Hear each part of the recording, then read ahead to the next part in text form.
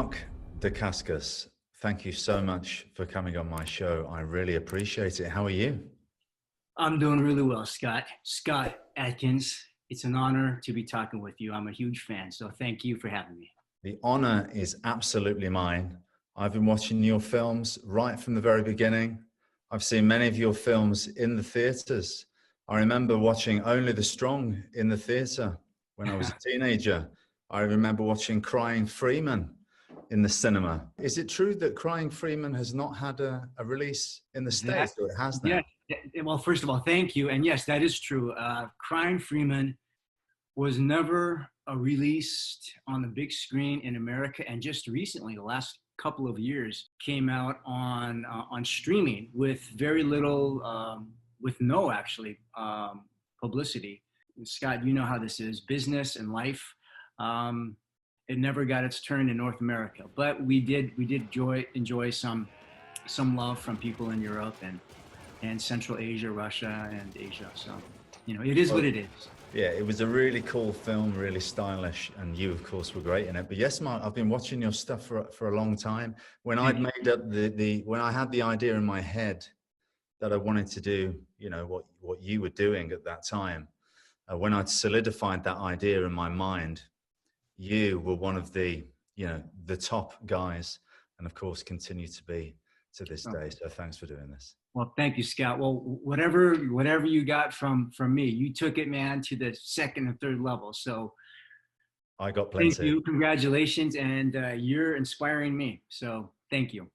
Well, I have to say, I mean, we'll get into everything, but just before I forget, when I was watching Only the Strong in the cinema, and you did the butterfly twist, I had never seen that kick before. And I didn't even know what I was seeing. I couldn't even work it out. Oh, cool. Because especially the way they cut it. Right, you right. did the twist and then they cut to another angle and you did the whole twist again. Like a never ending. Twisting forever.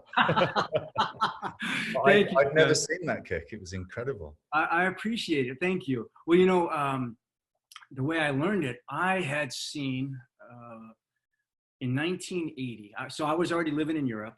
I came back to the States in 1980 to participate in the summer competitions, martial arts competitions. And the Beijing Wushu team was in Oakland in the Bay Area performing. One or two of the performers in the Beijing Wushu team did a butterfly twist. And the reaction you had with what I was doing, I had with what they were doing. I'd never seen it before, but it was ingrained indelibly in my head. And for the next year and a half, 2 years, it just played in my head. And I thought, how can I do this? It looks like a butterfly, but then they do this twist. I guess I have to go for it because nobody I knew how to do it either. So it was just trial and error. You taught yourself. I taught myself hundreds, if not thousands of crashes on the hardwood floor, on carpet, on grass, sometimes with people watching and, you know, being amused. And other times just me hours on end doing it by myself, crashing until one day I remember I actually did it and it freaked me out. And I thought, I've made it. No, I made it. And before I even try it the second time. What did I do differently? Yeah, exactly. You know, I told myself before I even do it a second time, I've got to run back and at least have somebody witness, you know, the way your first reaction to it was the same reaction I had. What is that? And how do I do it? You know? Yes. Well, I mean, obviously it's a kick that's probably been done many times in China since however many 100 years ago. But that film, Only the Strong, was the first time I remember seeing it thinking, what the heck is that kick? But anyway, what I'd love for you to tell our audience is just give us a brief background of your martial arts history, because I know it's a lot. So my mother and father are both Kung Fu teachers. Al Dacascos created his own style called One Hop Kendo, which in English means combination fist art style. Imagine mixed martial arts, but no sport, all for the street. So eye pokes, throat hits, popping the ears, groin kick, kicks to the groin. That's our priority. It's street self-defense and practical street fighting. He taught my mom. She became the first uh, female competitor in the United States to be on the cover of Black Belt magazine way back in the early 70s. Her name is Malia Bernal Dacascos. So she was for 5 years ranked as one of the top female fighters in all of the United States. So my father was one of the few, if not only, kung fu guys at that time fighting in sport martial arts. So he fought against Bill Wallace, Joe Louis, Ben Urquidez, Howard Jackson, Cecil Peoples, Steve Sanders, all the greats at that time. Yeah. So it was very exciting. And my mom did the equivalent in the women's division. Although my mom was pretty tough. She actually asked my father if she could talk to the promoters and do forms and fighting against the men. And they said, absolutely not, for a lot of different reasons. But in a couple of tournaments, she was able to compete, at least in forms, against them. And she did quite well. In essence, the martial art that my mother and father teach, primarily street fighting. And then sport is, you know, one of the added things that we do now.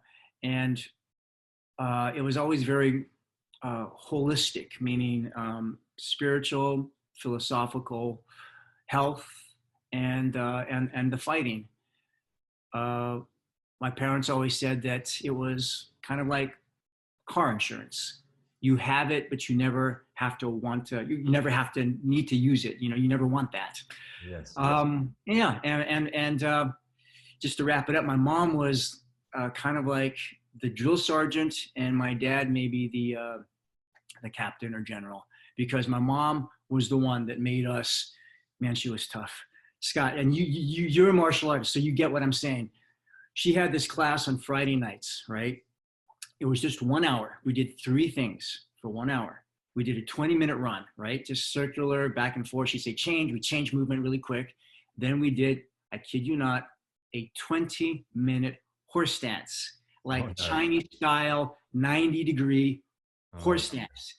20 minutes. Now, right now, if you were to say, okay, Mark, do one, maybe 1 minute or 2 minutes and my legs are shaking. So for me to think about 20 minutes is incomprehensible. But at that time, we did it, 20 minutes. And anybody that came into that class, you know, my friend Emmanuel and I, we'd look at everybody, don't you come in here unless you're going to make that horse stance, because if anybody came up, she'd make us start all over again. And fortunately, not that I can remember, nobody ever came up because we didn't want to do it again, you know. Yeah. But a 20-minute horse stance, 90-degree, and she weighed at that time about 100, I won't go up, I'll just say 115 pounds, Mom. And, and you know, randomly, she'd come up behind us and stand on our legs. So she'd do a horse stance on our horse stance. And we, you know, we did that, 20 minutes. And then we wrapped up the class with 20 minutes of offensive and defensive side kicks on those airbags, taking turns. Yeah. But like a drill sergeant, she got us in such great shape that whatever, for the most part, my father wanted to teach us, we were equipped to learn it. Wow, there wouldn't be enough strength left to do anything with your father. So yeah, who was the toughest then, your mother or your father? It sounds like your mother's the toughest. Oh man, you know, in a lot of ways she was. I mean, Dad, of course, you know, he had the techniques and the strategies and all these ideas, and so did my mom, but she was certainly more of the drill sergeant.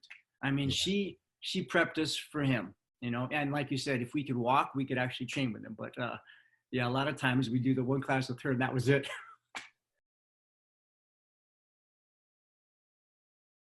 Would you say that that way of training made you mentally tough? Scott, 100%. I can say that, okay, so, you know, from what I've heard about you and read about you, because, you know, let's let everybody know, we've never met in person yet. No. I'm a fan of yours from afar, you know, it's like, so this is fantastic that we actually get to speak. Yeah, absolutely. It's a pleasure. I would be dead after the 20-minute run. For sure. I mean, these days, maybe. But I watch you on Instagram. I see the training that you do now. I see you doing the hill runs.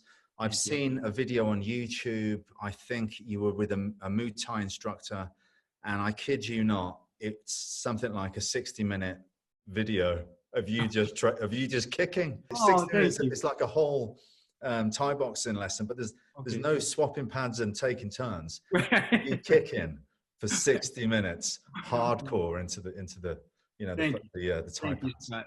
But yes, I think for sure it was, my father's style, but my mom's training 100%, because, she being a champion herself, um, well, I'll just say straight. She's the type of person that just said, if you take second place, you're still a loser. Now, for a lot of people, that's hardcore and that's not right. Um, and I understand that perspective. Yeah, But for my mother and what we were doing, there was only first place, you know, yeah, um, and that was that. And I'll just add to that unlike my mother and father, and I'm gonna lump you in there, man, Bruce Lee and Scott Adkins, you guys went out and found martial arts.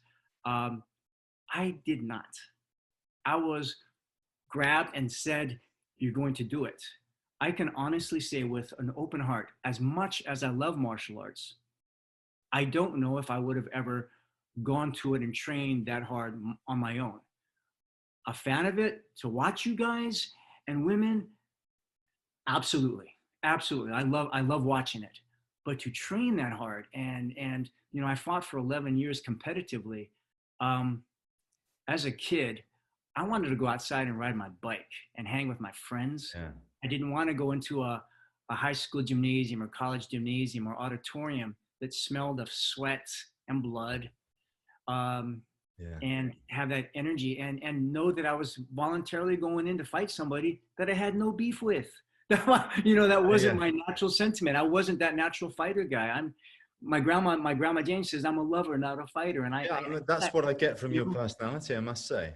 You're a very fun-loving guy. You seem to be. thank you. Thank you. But Well, you too, though, I've never Scott. got on But the I've wrong seen side you of you fight, yet. man. So It's interesting you say that, because I remember Brandon Lee saying at some point that he kind of was almost probably made to do a lot of martial art by his father, Bruce. And then after Bruce Lee died, I remember him saying that he had kind of a love-hate relationship with the martial arts and fell out of love with it. And yeah, then later on in life, he found it again and right. started training a lot. But Yes, you still train now. I do. So this Yeah, is the thing. At the very beginning, I didn't want to do it, and then they got into they basically told my brother and I we're fighting. I love fight training. I love sparring hard, safely. But I don't want to hurt anybody, and yeah, I don't want them to hurt me. If yeah, that's possible. So I love the martial arts movement, and I love the training, and I love to know that if an altercation happens, I know a little something about protecting myself, yeah. but main thing is I don't want to have to use it.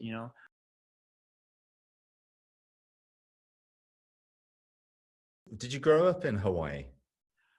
So born in Hawaii. I was there until I was about 6. Then I was living with my grandparents. Then I moved with my dad, mom, and brother in Colorado. We were there until about 12, and then 12 until 18, I was in Hamburg, Germany. I was in Europe with a 6-month stay in Taiwan when I was 17. So it's Oh, it's wow. very crazy. I moved around a lot.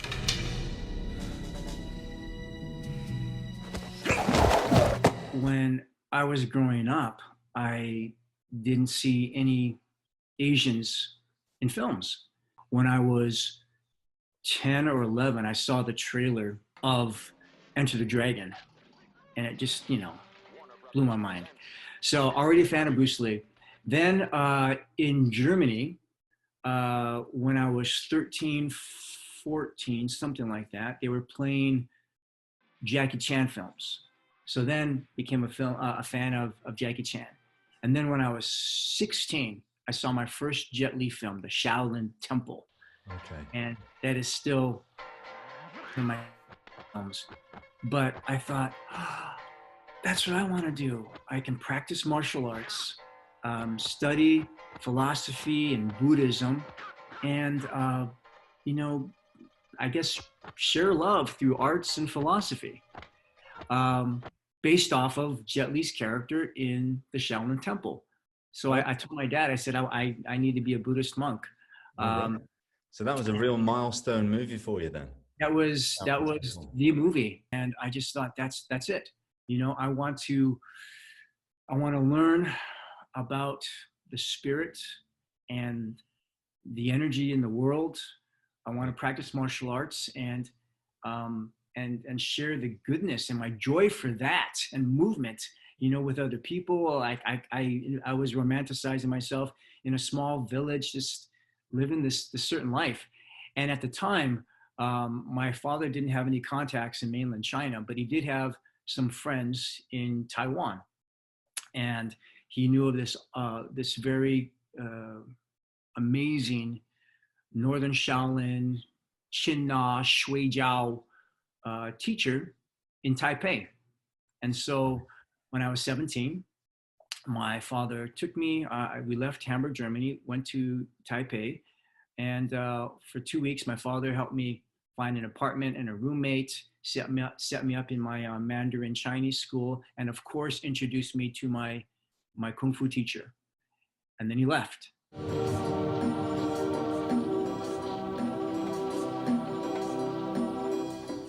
So now I'm in Taiwan, and I'm very excited because, you know, I'm getting closer to my dream of speaking Chinese and being a monk and doing martial arts in Asia. And for the first 2 weeks, all I did was the frickin' horse stance, Mabu. Well, you were good at that. Oh my God. I bet they were looking at you thinking, this guy, he's good at the horse stance. We're going to have to make him do it longer. Yeah. Scott, I was thinking, are you kidding me? Are you kidding me? You know, I go there and... This is what I've come all the way to Taiwan for, more horse stance. All the other students, the men and women, they're doing these amazing forms and techniques and kicks and this and that. And teacher looks at me and says, Mabu. So I do the Mabu, and, you know, the first day I'm thinking, okay, surely 10, 15 minutes or whatever, 20 minutes, I'm shaking. Then I have to come up, and I'm thinking, is he expecting me to just stay down? But I couldn't. I had to come up, and I shake my legs, and then, you know, I go back down as much as 4 hours later. That's all I did. I salute, and then he says, Ming Tian Jian, see you tomorrow. I'm like, okay, maybe I start tomorrow. I came back, Mabu. You know, 2 weeks plus, and then I started realizing, oh, this is really cool, because just like the Shaolin Temple, he wants to see if I'm serious or not. So then I just thought, this is awesome, and I'm pretty sure that's part of what it was. So I thought I have to prove myself. I have to prove that I'm disciplined and I'm serious and I'm punctual and I'm gonna try my hardest. So, you know, after that initial day or two, I just thought this is part of the training. And so I got there early. As much as I could hold my 90-degree horse stance, I did. My legs shaking, sweating, all that. And after 2.5 some odd weeks, I got to train with the school, with the rest of the students. And it was the most amazing thing. And am I grateful to my mom for having me prepare for the horse stance, the Mabu, you know? Yeah.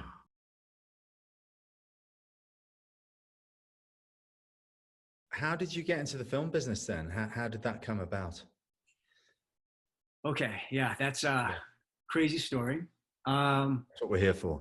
All right. So after Taiwan, the monkhood thing didn't happen.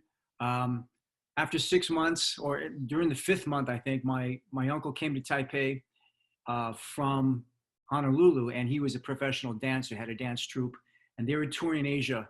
And he had these beautiful Hawaiian girls doing hula and stuff, and he asked me to come and watch them. And I realized that I like girls too much. So the monkhood didn't happen. Sorry. Okay. Yeah. Anyway, gosh darn. I'm now 18, almost 19 years old in San Francisco. I'm walking to lunch, having taught martial arts classes for my mom. She had a school in San Francisco. And on the way, 2 guys stopped me and they said, are you, we're doing this movie. Are you interested in auditioning? And I said, no, thank you. And they said, you don't want to do a movie? And I said, nope, I'm not an actor. Oh, well, do you want to try? And I said, actually, no, thank you. And one of them said, Chris Lee, who went on to become this huge producer, he said, well, please take our number, and if you change your mind, give us a call. I said, thank you so much. Later that day, I talked to my mom, and I said, yeah, I was asked if I wanted to audition. She goes, why don't you do it? And I said, excuse me? Yeah, you thought you wanted to be a monk. That didn't work out. You're thinking about the military, but I really can't see that for you. Life is twists and turns. It's a roller coaster. Just give it a chance. Try it. And I thought, oh, acting. That wasn't really my thing, but okay. So I go and audition, and 3 days later, I get this phone call that I got the job. And I thought, oh, now what do I have to do? What was the film? Oh man, okay, I'll tell you. I'm dying to know. All right, Scott. So listen, I'd never taken any drama classes. I'd never done a play in my life. It just wasn't even in my idea. I loved movies, but never thought about being in it. Didn't want to. I just liked watching them, Yeah. So anyway, first day on the set, the director happened to be Wayne Wang, who went on to do the Joy Luck Club, right? Big movie. Okay. And this beautiful Chinese young lady is sitting on this car. She's, I find out that that's going to be my girlfriend in the movie. That's Joan Chen. And she was 21 years old. I was 18, almost 19. And Wayne Wang said, okay, in this scene, I want you to improv. Joan is studying German. You speak German. So I want you to improv in German that you haven't seen your girlfriend in a long time. And when you walk up to her, you have a few words in exchange, and then you kiss. And now this is my first time on a set. I'm not an actor. And I'm like, what? Kind of like, what? But who? But what? Stranger? Yeah. And I'm like, I said, Wayne, how do you want me to kiss her? And he says, well, how do you kiss your girlfriend? And I went, in my mind, I'm going, are you serious? What? I don't even know this girl, Yeah. And they're paying me to do this? Anyway. And then you thought, I want to be an actor. Scott, you know what I mean? You're 18, almost 19 years old, beautiful girl. You're getting paid for, I had fun. I think she probably did. What film was this, Mark? This film was called Dim Sum. Oh, right. Remember when I said I'd seen all of your movies? I lied. I don't know about this one. No, but it's okay, Scott, because this one, what happened was when Wayne was in post-production, initially the movie was going to be about 5 girls, and he cut it down to just 2. And Joan Chen's part was cut down to the minimal, and my scenes with her were then out. All right. So I'm not technically in the movie anymore. However, outtakes of Joan and I are in the outtake reel, and we took 2nd place in some competition in New York. But yeah, so first experience. It gave you the bug. It gave you the acting bug, did it? It did. It was like, this is interesting. I then went into taking drama classes at university, and what I loved was the storytelling. And I don't know, in my mind, it felt very, very much like a different version of, I guess, when we're doing our job well, being a teacher, an inspiration, sharing truth, So I don't know, I just equated it to a different version of being a monk, if that even makes sense. But, I'm going to go with that, Scott. Sharing truth. That's an interesting, sharing truth. We spend most of our time on set trying to be truthful. And if we can reach that, yes. To share that, of course. That's exactly it. Exactly it. Yeah. That's the eternal struggle, isn't it? Finding the truth of that scene. Yeah. It is. Whether it be physical dialogue, as in a fight scene or dancing, or actual verbal dialogue. It's the same thing, just in a different way, right?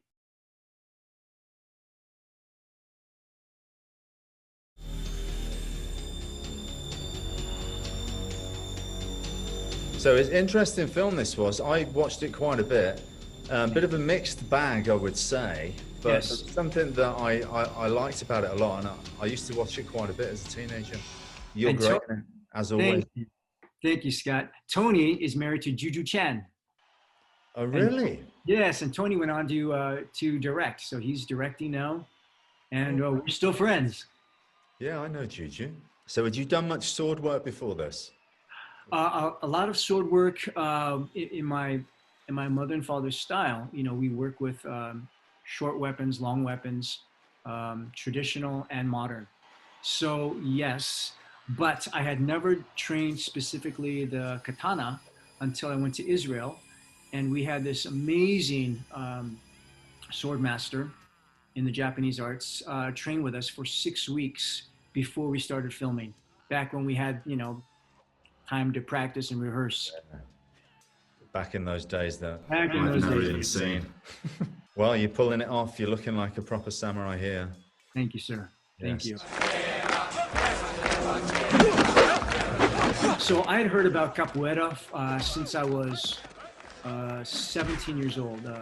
One of my father's students, Sifu Bill Owens, in the Bay Area, he'd studied some capoeira down in Brazil. So at 17, I'm with Sifu Bill, and he's saying, I've studied this thing called capoeira, Brazilian African martial art. Why don't you just try to throw some punches at me and kick me? And he started doing the Jenga and moving around. And I thought, wow, this is amazing. No real stance. Everything is in movement, and not just laterally. It's up and down. Yeah. So I had an idea of what capoeira was before I actually started taking classes. Cut to, I'm now 27, and I'm going through a hard period in my life. And I needed something different and new. And my other friend, Earl White, said, "You've got to try this. You got to try capoeira classes with my teacher. I'm in Santo. He's right in Santa Monica at the airport. He's got this school at the airport." So I thought, why not? I need a change in my life. I drive up to the hangar in Santa Monica. And as I get out of the car, I'm hearing the berimbau and the drums, and I'm hearing singing. And I remember getting this big smile on my face before I even saw who was doing, making the sounds. And I walk into the school, and there's a Mestre Amen with his dreads and a big smile, and his students flipping and kicking. And I was so jazzed up, man. I'm 99.9% sure I joined right then and there and started taking classes before I knew about Only the Strong. Right. And how long? I guess before? About 3 months. Oh, so quite close to getting the part then, almost like it was destined. Well, yeah, I guess my point is, it's, I found that in my life, at least, when I put energy into something, it comes back. It always comes back in a positive way, somehow. Not always a job, but somehow it leads me to something else or somebody else or somewhere else. And it's always a positive thing, So I put energy in. I trusted my friend and my instinct and started taking classes. And then 3 months after training with Mestre Amen, Catherine James calls me and says that these producers, director, writer, they want to meet you because they're doing this movie with capoeira. And I thought, wow, I just started 3 months ago.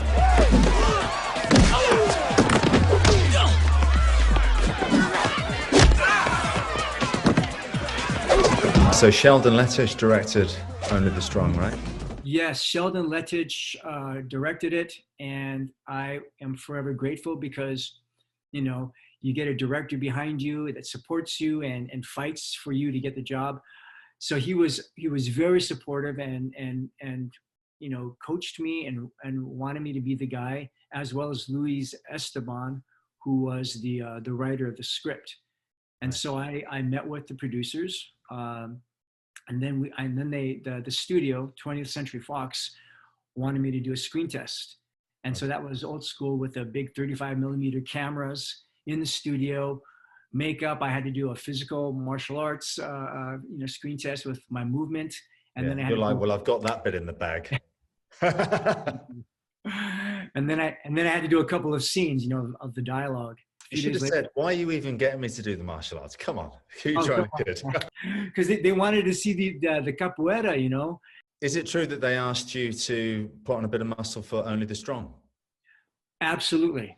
Yeah. Sheldon. How did you feel about that? Up Oh, for you the know, challenge, well, or was it something you could have done without? Or I think I could have done the movie without yeah, putting on the extra weight, but I understand what Sheldon wanted. He wanted this, an ex-special forces soldier as the, and he was used to working with Van Damme, who's the muscles from Brussels. So exactly. And at that time, that was really a thing, is like, more size and all that. yeah, So although it's not natural for me. I don't feel my ideal with more weight like that for yeah. the character. 100%, I agree with Sheldon and producers. I think it was the right thing to do. But I wasn't used to. I worked with one of my friends to put the weight on. He's a professional bodybuilder, so I wasn't used to eating 5 or 6 times a day and spending 2 hours, hour and a half to 2 hours a day, Monday through Saturday, in the weight gym, and then going off and doing 2 different sessions with Mestra Amensanta with capoeira. So it was a lot of training. I loved it. I did love it. Did it feel harder to do like a back somersault with the extra weight on, or? Because I was working the whole body, the legs as well. Yeah. It wasn't too bad, but I did notice that although I have more strength, I also have more weight, So it was, yeah. So I It's suppose, a bit more pressure on the joints, I find. that Landing 100%, knees and yeah. 100%, yes. Well, let me just say, I've got to point this out because the first time I saw you do this kick, I couldn't believe what I was seeing. It was absolutely, the way they edit it here, it goes on forever. It goes on forever. I was like, what the hell did he just do? Well, Scott, I only did a 1+, right? Yeah. A 1, and then you land it. So it's a little more than a 360. But I know you guys are doing doubles and triples nowadays. So, Yes. No, kudos. the trickers today are doing things that you can't even believe.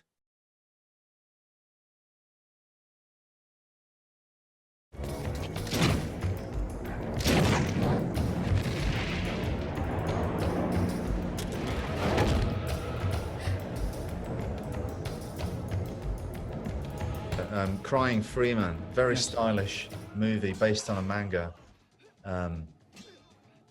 This That's is my wife right there, Scott. That's right. Yes, tell us about that. Yes, Julie Condra.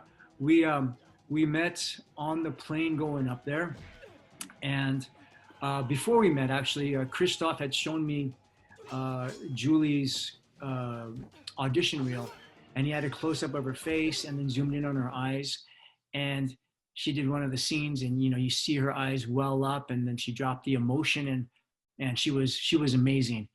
We met on this film. Let's see, 6 years later, we're still together. We dated and were engaged for almost 3 years. Yes. But 20 some odd. We married in 1998. And we have 3 kids, an almost 20-year-old, an 18-year-old, and a 14-year-old daughter. So, that movie is very special to me. Yeah, it must be, yeah. And Christoph Gans, who directed Brotherhood of the Wolf, yes. We met on Crying Freeman. He directed Crying Freeman as well. So you did Brotherhood of the Wolf with him as well? Yes. Did you do another film with him, or just the 2?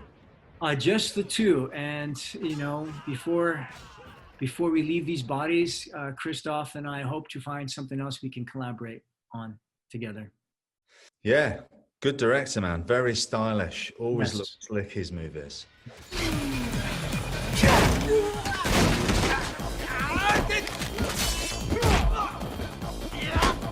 So Drive, for me, is one of the best martial arts films ever made. Arguably the best American-made martial arts film, from the 90s at least. Absolutely incredible. I worked with Yuji from Alpha Stunts, never worked with Koichi, but I know that those guys were sleeping on the set and never stopped working. Right. You know, Drive is like revered for guys like me, you know, and stunt people and all the rest of it. When it came out in England, they advertised it like it was some sort of driving movie. I know it's called Drive, but it was you and the other guy. Kadeem Hardison. Okay, you and him on the poster and a car in the background. Right. It's like, this is one of the best martial arts films ever made, and there's not even a kick on the poster. What's going on? I don't know, man. I don't know. But you know, it's interesting that you say Koichi sleeping on the set, because they were. I mean, from probably the first week, Koichi and team, they were pretty much 24 hours a day on set with Steve Wang, our director.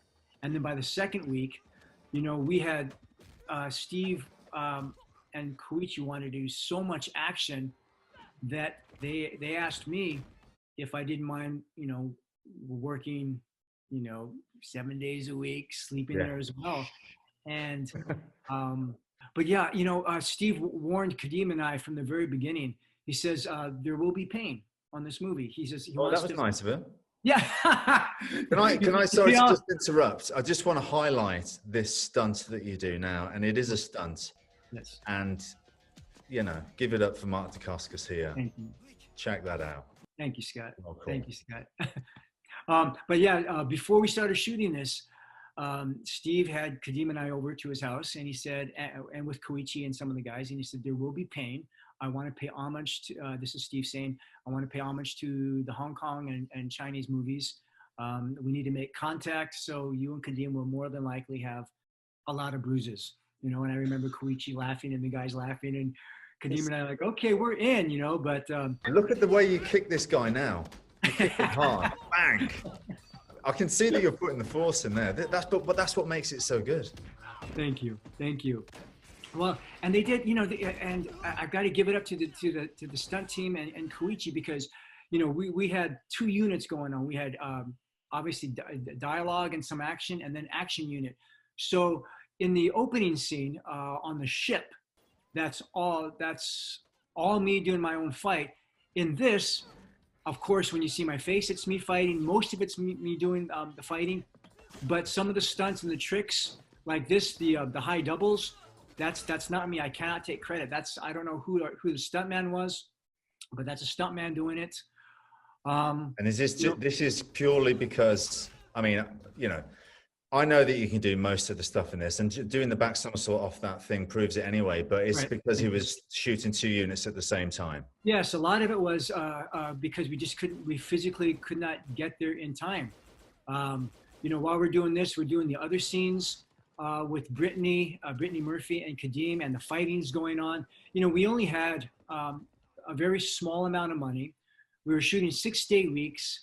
Now that it's all this time later, I can tell you we were pretty much shooting 7-day weeks, and we were sleeping on the set.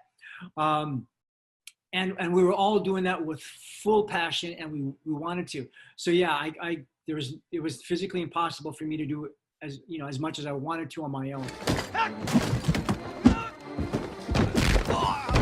This is, in my opinion, you working at your optimum with these guys, the age you are probably, you know, how old are you here, Mark?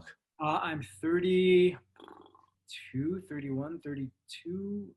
Yeah, so that's, I mean, I feel like I was around my peak when I was early 30s, to be honest. Obviously, I've got more experience and knowledge now, but just in terms of physically, when I was doing like Undisputed 3 and Ninja, or in my early 30s, I felt like that was me at my best.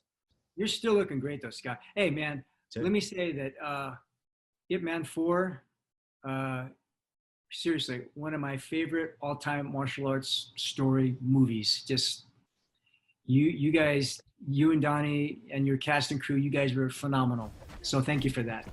I teared up, man, a bunch of times in that movie. It was really great. So you guys had the story, the relationships and the fighting.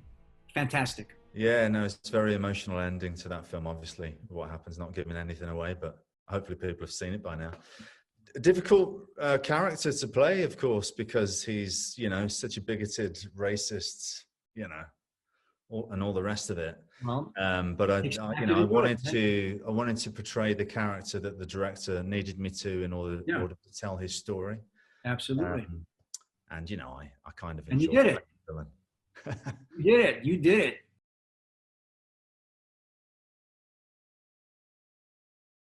There's so much to talk about with you, but I have to talk about John Wick. Okay.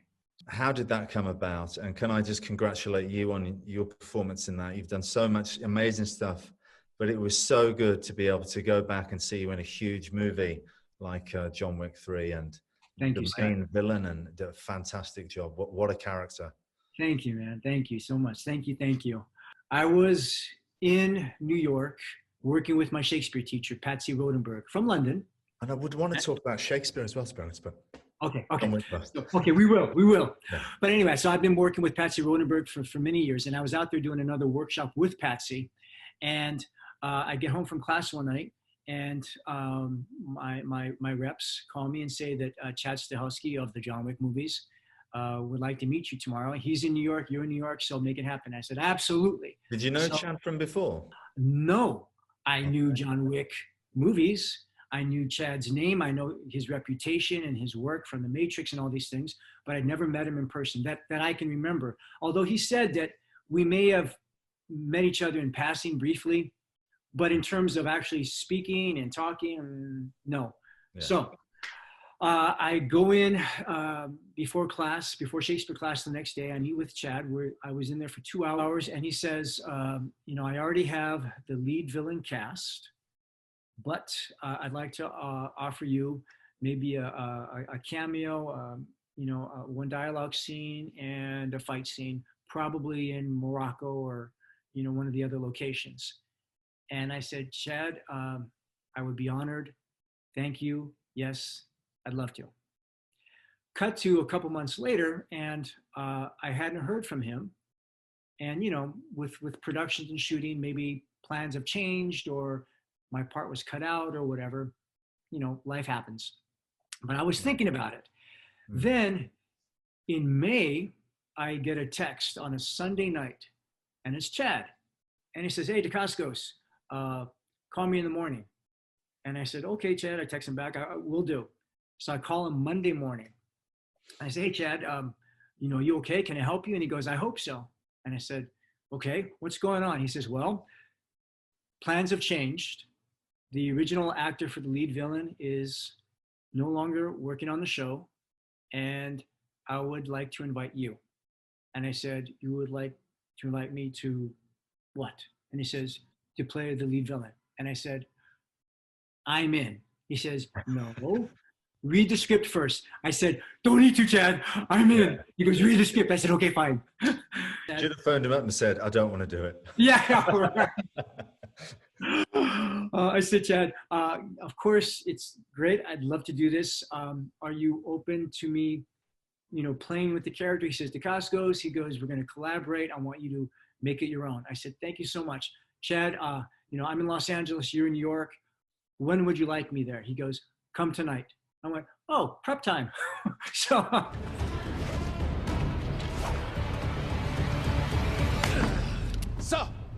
Did they give you much time to rehearse the action, or? You know, they had ideas of what they wanted to do, but anytime we had free, that, you know, Keanu was working nearly every day, but, you know, I have to say that Keanu Reeves, 100% true professional. When he wasn't working, he'd come before or after and make it to fight rehearsals. Insane, you know? But yeah, we would rehearse anytime we could, on set, in the studios, just piecing things together. And, you know, when it came to the final fight scene, that took over 3 or 4 weeks to shoot because of time and shooting other scenes in between. So we'd start it, go off, do Grand Central Station or Times Square, then come back and work on the final fight. And during that time, that's good to get some rest in between to let the body heal, I think. Yeah, and change, and the fight scene would change and evolve. You know, we'd have things planned, and then Chad would say, you know what, I like that, but I want to do something different. And so he'd give us a little time, and we'd change it on the set. You know how that is. You know, just working improv and flowing. Go ahead. Was it difficult working with all these windows? Did you ever like walk into one? Oh, There was probably a half a dozen times where I almost did, but fortunately we had a lot of people on set making sure that everybody was Yeah. safe. But yeah, it was difficult. And there's a sequence here where I do 4 or 5 kicks back to back, and we did that right before our break one night. It wasn't in the choreography, and the chat said, "Hey, Dacascos, I want you to throw some kicks here." Oh, yeah. I said, "Okay." I said, "How much time do I need, or do I have?" And he says, 4 or 5 minutes. I said, "Okay." So I went off, thought of a sequence that might kind of work it in that space, and then Chad said, "Okay, well, show me what you got," and I did. And he said, "Okay, let's shoot it." And so we shot that right before lunch. You know, just he saw it, he had a vision of it, and added it in. So you just gotta you come in with prepared things, but be ready to improv and flow. Oh, you got to get Dacascos to throw some kicks for sure. Thank you. Listen out if not. How is it working with Keanu Reeves with the fighting and everything? Because he's become like one of the greatest action stars we've ever known. Yeah, Scott, he is. He's really everything that we hear about him on the internet and more. Yeah. He's incredibly kind and gracious and humble and collaborative. Treats everybody with respect. Was really a joy. It was a joy, and he works his butt off. I can tell. You can see it in the movies. You can see it, I have to say that John Wick 3 is my favorite of all of them, and I love all of them. But John Wick 3 is my favorite because there's more martial arts, and obviously I'm a martial arts geek, and it's just fantastic. Okay. Have you worked with Keanu yet? No. Okay. No, I would like to. If you guys work together, I know you guys will love each other, and yeah, he's wonderful, and he's strong, man. When he's a big guy. Yeah. And strong hands. So when he grabs, man, I'll show you these pictures at some point, but I've got pictures, my forearm just bruised, just like, oh, bam, mighty. I was like, oh, I hope you stay for a long time. These are from Keanu, you know? Hey, I really want to work with Keanu, and I would absolutely love to work with you, Mark. At some point, I hope we get the opportunity. I do too, man. So much respect for everything you've done and continue to do. Thank you, You're one of the best action stars that we've had. Right back at you, man. You are doing great, and I want you to keep going, keep inspiring everybody, and I would be overjoyed to work with you.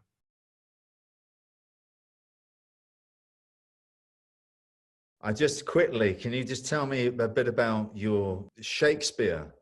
Because I find this really interesting that you do Shakespeare in the park and things like this, don't you? Yes, I was supposed to. I've been studying Shakespeare for years with Patsy Rodenberg, and I auditioned for the independent Shakespeare company here in Los Angeles, and they do Shakespeare in the park.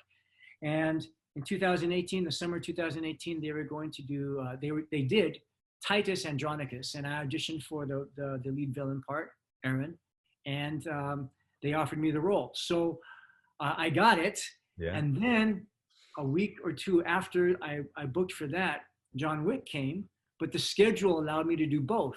So for the first 3 or 4 weeks while we're doing John Wick 3 in New York, I'm studying my massive monologues for Titus Andronicus that I was going to do right after I finished John Wick, but the schedule for my character went over time, and so I had to pull out of Titus Andronicus. But yes, I love Shakespeare. To me, it's been my sanctuary, improv and Shakespeare, because I do believe that the training you get working Shakespeare, whether you ever do a Shakespeare play or not, is invaluable for an actor, for a person, because the stories we learn in Shakespeare's plays, and then the articulation and the voice and breath control that you have to speak his words, and then the stagecraft can be applied not only to TV and movie work, but just to being human in your day-to-day life. I've learned so much from Shakespeare, and I've learned so much from Patsy Rodenberg.